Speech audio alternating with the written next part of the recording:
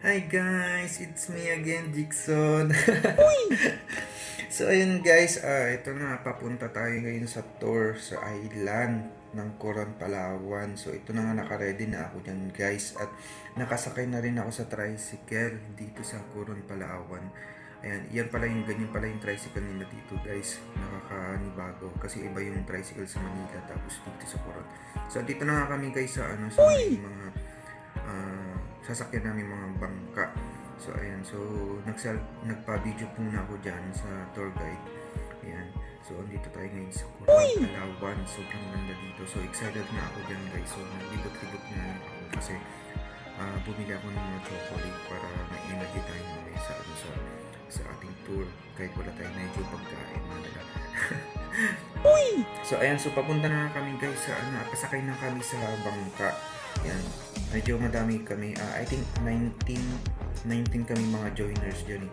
So ang saya kasi yung mga iba't pang lahi yung kasama namin dyan at napaka-bait nila at napaka-entertain nila ako. So ayan, pasakay na tayo dyan guys. Sobrang init nga lang, grabe. So yung mukha ko, nilagyan ko talaga ng sunblock yan kasi sobrang init, grabe.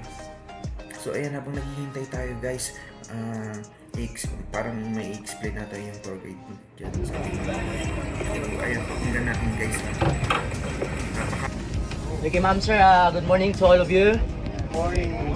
And welcome here in Coron. Okay, by the way, my name is Jay. I'm one of you guys for today, together with my lead guide, Austin, and also Richard here.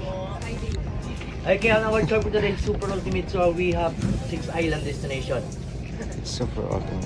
Okay, that is Kayangan Lake. Okay, Kayangan Lake is 70% fresh water and then 30% salt water.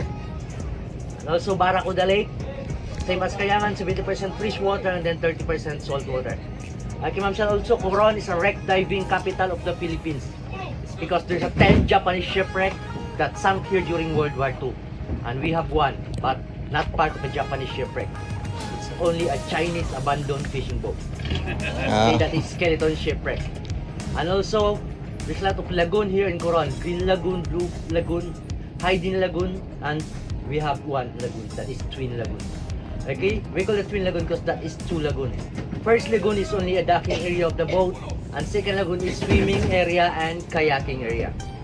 Okay, and also our lunch area, that is Shanaya's Cottage, that is outside of Twin Lagoon. Okay, and also we have CYC Beach and also Coral Garden.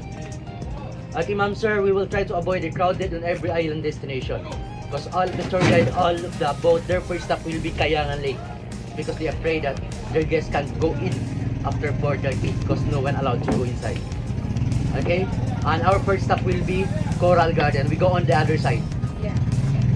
Okay, and also ma'am sir, heard about we have some rules and regulations that we need to be followed. Okay, that is only for the safety of all of us.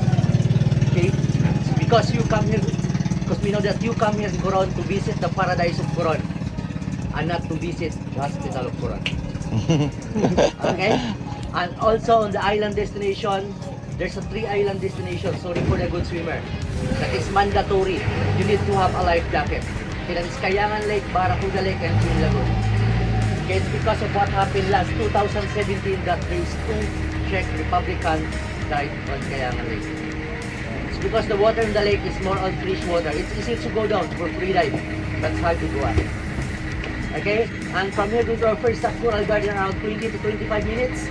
And if we can experience some big waves, just please stay where you are, relax, enjoy the waves, and most especially, ma'am sir, just enjoy your time. Thank you, Kuya.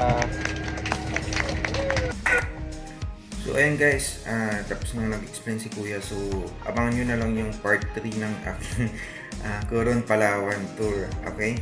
So puputulin muna natin to guys para hindi magsawa yung mga manonood dito. So yun muna guys, maraming salamat po. Bye-bye!